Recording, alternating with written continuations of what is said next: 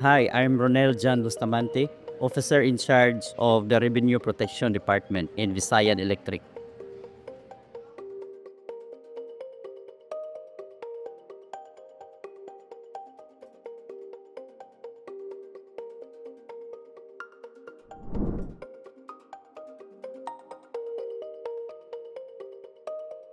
Ang direct tapping sa kuryente, mao kini ang direkta nga pag-connect sa linya sa Visayan Electric direkta dito sa balay nga wala moagi og metro. Kini illegal o ginadili ini sa balaod base sa Republic Act 7832.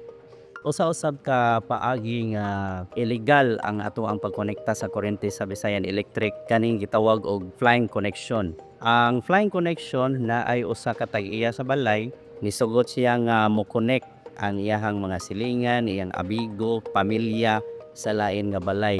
So nganong delikado kini tungod kay posible nga mag-cause kini og overload sa linya sa tag-iya sa metro o makakoso sa kini og sunog.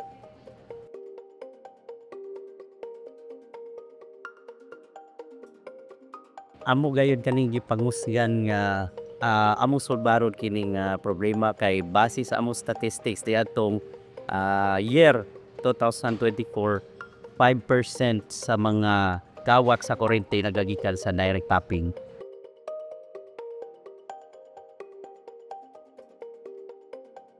Sa direct tapping naatay duha ka importante kayong epekto ngadto sa ato ang general public o sa konsumidor.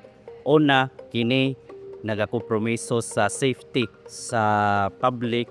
It's because pwede nga makakos kini og sunog. Ang luag nga connection wala nagasunod sa procedure sa Visayan Electric, maga-cause og sunog, posible nga mukatap ka na sa kabalayan. Ang ikaduha, ang dili otorisado nga magataod sa kuryente, direct tapping, wala nagasunod sa procedure, pwede siya nga makuryentihan.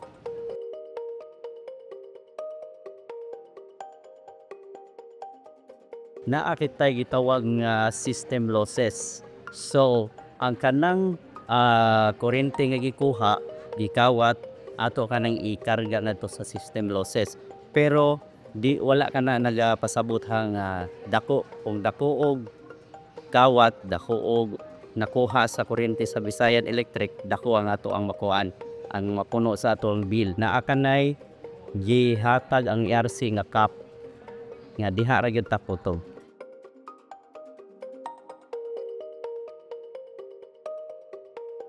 Unsao man nato pag ila nga positive ang illegal tapping? Naay tulo ka mga ilhanan. Ang una, direkta nga ni tap gikan sa linya sa Visayan Electric padung sa balay nga wa moagi sa metro. Ang ikaduha, ni gamit sila og lahi nga standard wire. So ang linya sa Visayan Electric, ang service drop, gitawag nato service drop, dili na siya colored nga wire, itom lang lamang kana siya. Ang ikatulo, kung ang linya gi-connect diha sa somewhere in between sa duha ka poste. So, ang standard sa Visayan Electric diha sa poste i-connect. So, kung makakita mo og linya nga na somewhere in between sa duha ka poste, positive na siya sa illegal tapping.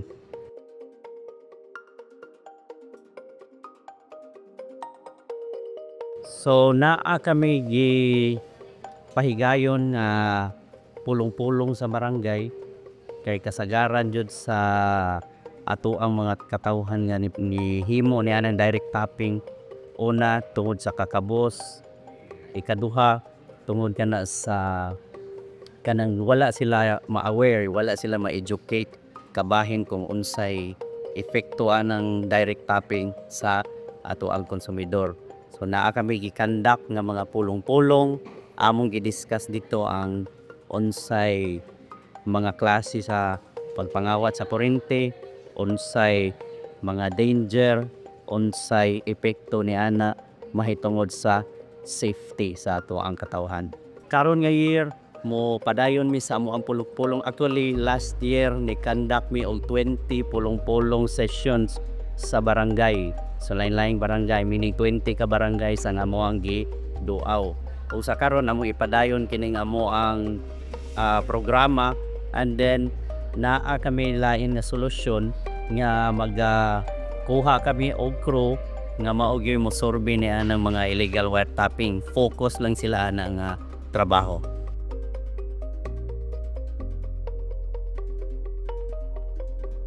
Akong giawhag ang katawhan nga mo kooperar, mo partisipar, nga kung naa ka mo'y makitaan nga mga illegal tapping sa kuryente, atong i-report sa Visayan Electric.